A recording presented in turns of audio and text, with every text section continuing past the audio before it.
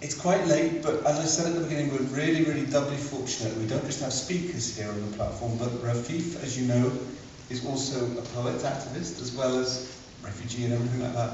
And we would love her to be able to round off the evening with a lot of energy and excitement with a performance. So, Rafif, we would invite you to send us on our way with joy in our hearts. I know it's getting late and everybody wants to go home, so I'll try to make the performances quick and upbeat. If you're an Arab woman, you realize that one of the things when people try to hit on you in places, they usually say, "Oh, do you like hummus and baba ganoush?" And I don't know why they think that's a good idea. But oftentimes that seems like a good starter conversation. So, completely unrelated to this, I wrote this poem when about Palestinian refugees in Montreal. A few of them had been taken and to be deported. Their claims for refugee asylum in Canada were refused. One of them had been staying in the country and then they were taking him to be deported. And at the same time, when I heard the news, I was actually walking by all these falafel stores, and many of them said Israeli falafel, Israeli falafel. So the poem is sad and me being angry and trying to be funny at the same time. Tonight in a Montreal subway, they picked up Ahmed. He's guilty of being here when there's no there for him to go to. That's his crime. He's guilty of being here when there's no there for him to go to. And refugee camps are not our homes. That's not where we come from. We are tired of the limbo. Now, 63 years and we're still waiting for another deportation order and another detention cell. Tonight, in a Montreal subway, they picked up Ahmed. Where is Mahmoud Darwish tonight? Someone wake him up. Ask him to write a poem about Ahmed al-Arabi, Ahmed al-Za'atar, Ahmed Janine, Ahmed Ain al-Hilwa. Let these words fill every immigration office with anger. Because you don't want us here, and they don't want us there, and theirs occupied by them, and them are insisting that we can't return for some reason, and you don't want us here, and they don't want us there. Send him to Palestine. Send him to Palestine if you dare. And I see them staring at us all confused. Why are these Arabs so damn angry all the time? Don't they get it? We talk about peace here and dialogue here and multiculturalism here, and they have such fine hummus and baba ganoush. Just let the falafel go. It's Israeli now. They ask us to just give up, collectively give peace signs to the F-16s, raining down bullets and bombs, and sing, imagine all the people sitting behind prison bars tonight. Where are the people as hundreds of Ahmeds are beating at the bars of open air prisons, refugee camps, and detention cells, and you don't want us here, and they don't want us there, and there is occupied by them, and will you just let us return to Palestine if you dare? Because tonight, in a Montreal subway, they picked up Ahmed. Were you sleeping? Were you giving me lectures about dialogue? Because tonight, in a Montreal subway, once more, I lost my Ahmed.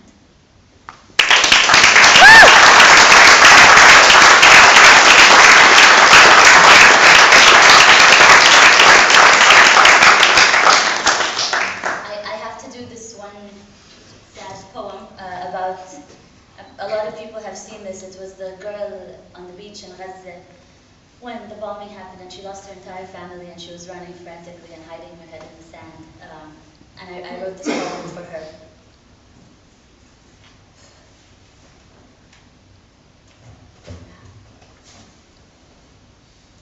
Breathe, push breath in, breathe so deep, but air won't come into lungs. Breathe, push breath in, breathe so deep, but air won't come into lungs. Lungs filled with too much sorrow. Sorrow like charcoal body parts, sorrow like childbirth in reverse. Breathe.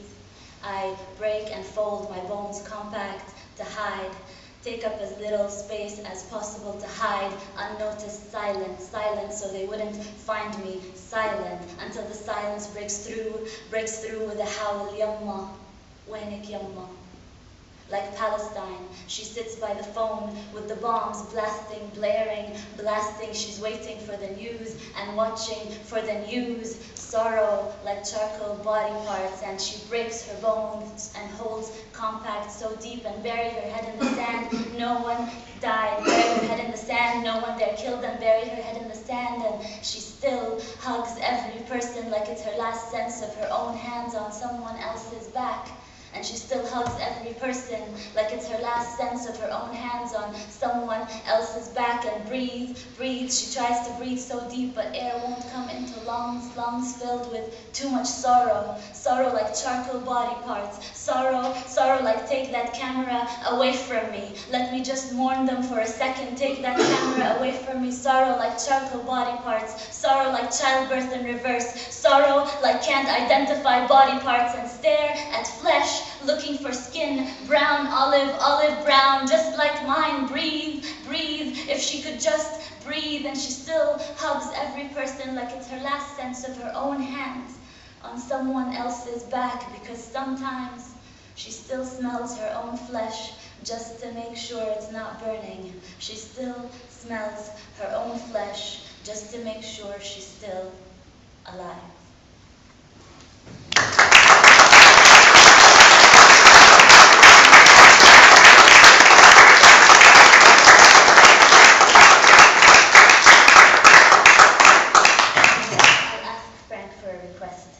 Which one would you like? A request.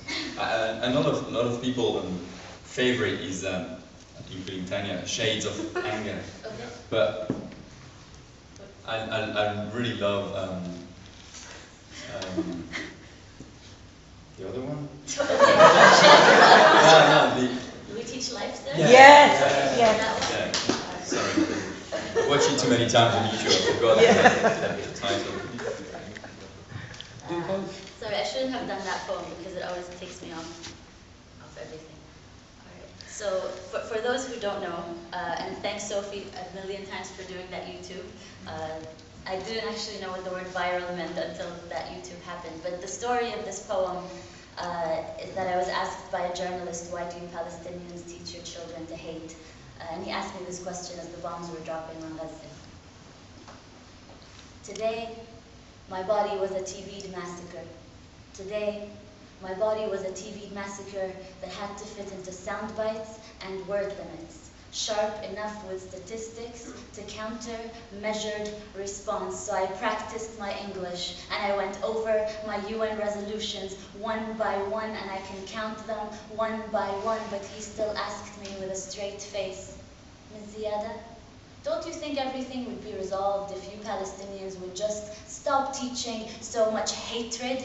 Don't you think everything would just be resolved? Pause. I look inside of me for strength to be patient, but patience is not at the tip of my tongue. I look for that strength to be patient, but patience has just escaped me as the bombs are dropping over Gaza. I hear them in my ears as the bombs keep dropping. Pause.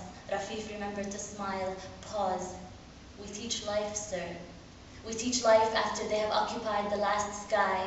We teach life after they have built their settlements and apartheid walls. After the last sky, we teach life, sir. But today, my body was a TV'd massacre that had to fit into sound bites and word limits and give us a human story. You see, this is not political. We don't want to politicize things here. Please don't mention that word apartheid and occupation. Let's keep this silent and about human stories. How about you give us a woman from Gaza who needs medication, maybe an elderly lady? How about you? Maybe we have heard, how about your list of dead? Do you have enough bone, broken limbs to cover the sun? But make sure you give them to us in 1,200 word limits. Today, my body was a TV massacre made to fit into sound bites and word limits, and made to hook the desensitized to terrorist blood. But they felt sorry.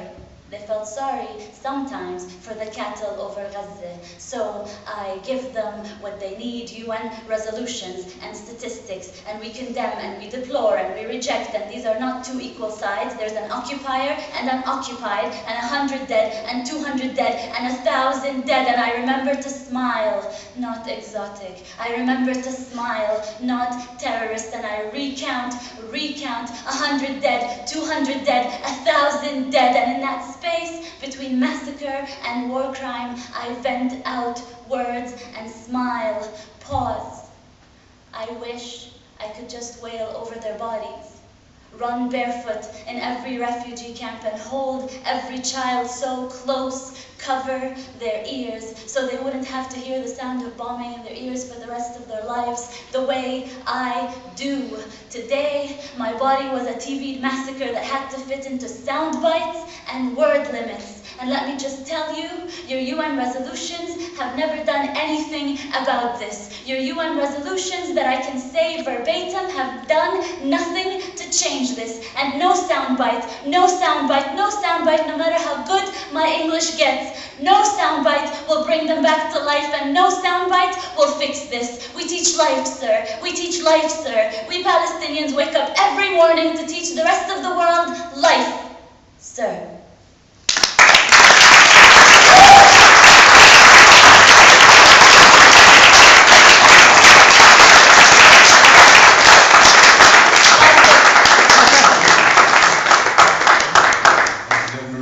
Thank you very much indeed.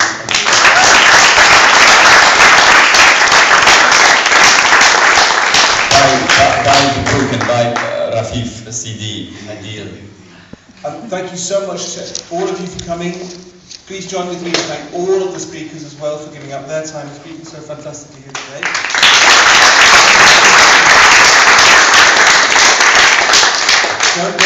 Don't go home without the book, and also make sure it is the springboard for further action to bring an end to the occupation and to bring Israel back in line with international law. Thank you so much for coming. Go home safely. Thank you.